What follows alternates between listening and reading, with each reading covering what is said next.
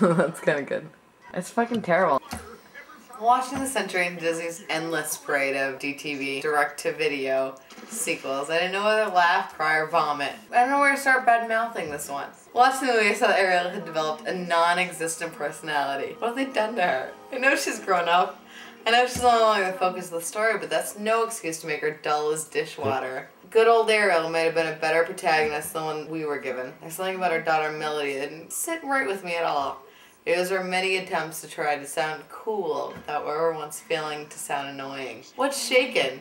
Ariel would never have said that. Nor would Sebastian, Flounder, or Scuttle acted the way they did in this movie.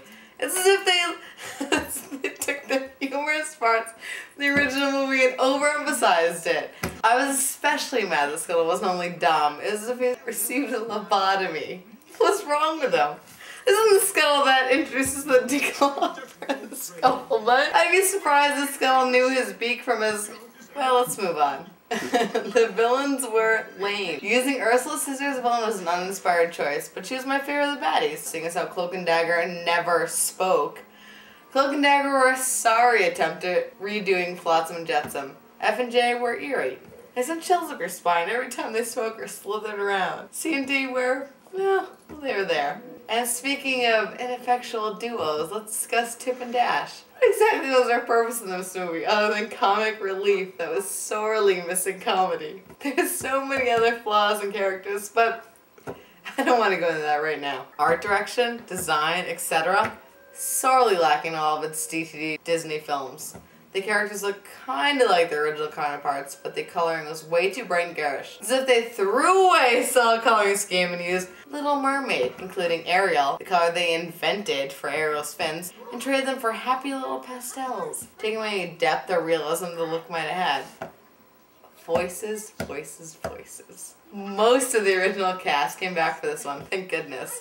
But the performances didn't seem to have the energy from the first movie. As for the new voices, Tara Chernoff's Melody was rather annoying. She's just great as Bubbles on Powerpuff Girls, but doesn't seem to translate well here. Maybe it was the stupid lines fed to her.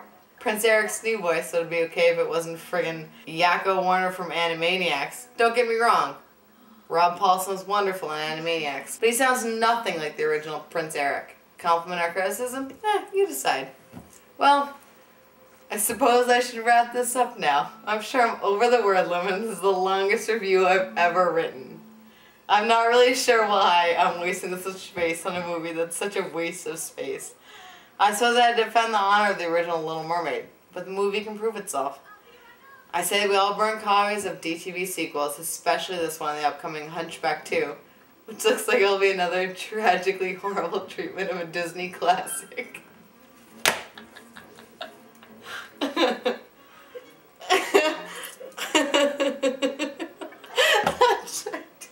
can't, it's impossible.